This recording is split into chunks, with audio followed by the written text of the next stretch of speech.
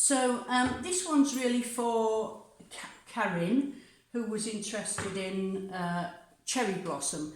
And when she asked me if I was going to do cherry blossom, we'd already done it. But I'd been thinking that it was time to do cherry blossom as a two-part stencil so that we could have the centres, that lovely pink that they do come out, that they are when we make them. And the thing is that I've started using two-part stencils a lot more, and it really does make a big difference to your work.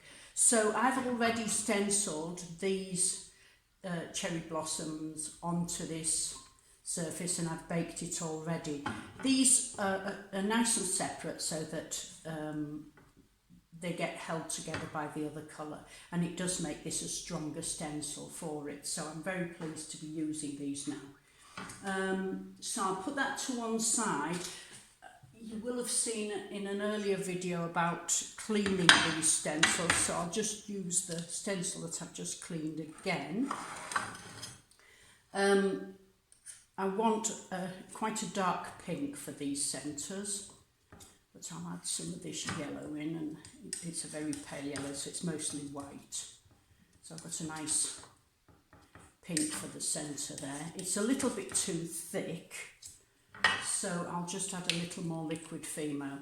I tend to use my Fimo as much as possible in these little squirty bottles, because it means I can have many different colours. So if I want to stick things to things, which I will show you in another video, I can use those bottles to help me stick things on easier and quicker. Everything's about being quicker, especially when you're in business.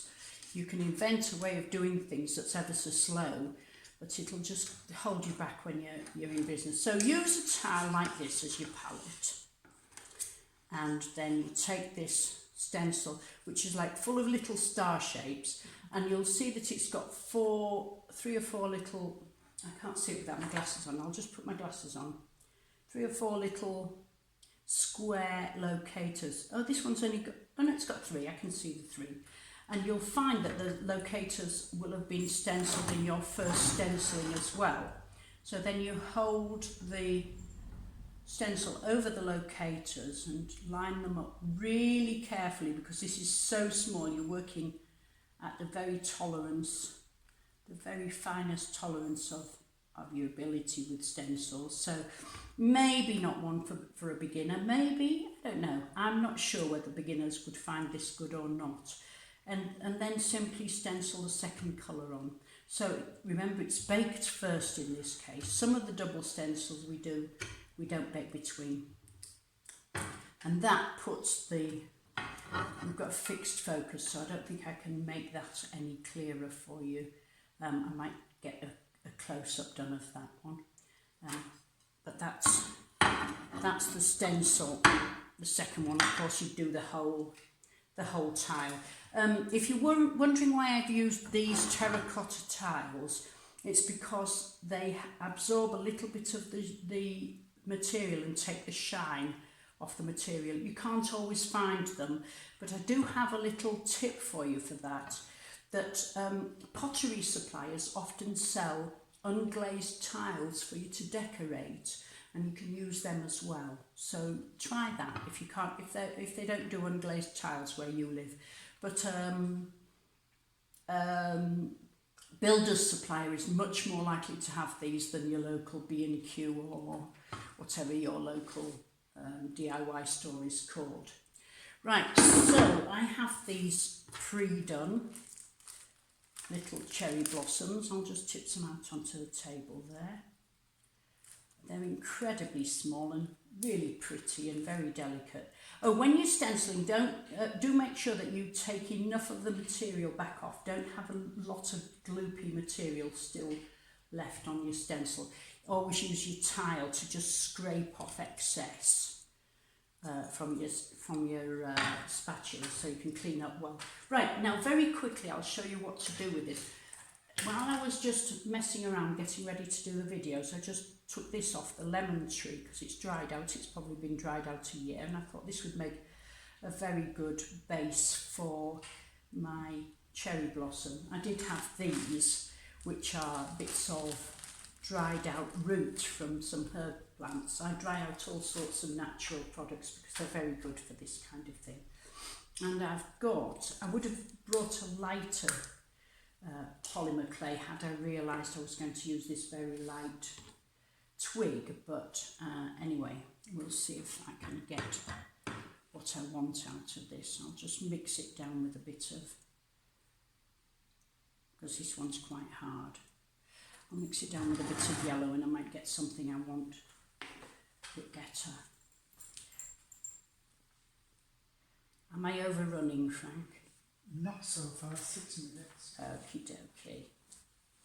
Right, because we have a very moody iPhone which doesn't seem to want to video me for more than about 10 or 15 minutes at a time. So, yes, if I was really well prepared, I think I'd have made a lighter colour of this for this job. So you can just use this like oil paint, so you can mix it down as you're using it. So I'll just for the sake of this, I'll just put a little bit on the end there of this twig and just coat it. Now Karen will remember the very first outing that I made with goo, when she really upset me by calling it snot, and that will never be forgotten. But in fact, I don't think I'd even called it goo at that time. I don't think I had a name for it, so maybe Karen thought she was going to give me a name for it, but I'm not letting that one stick, Karen.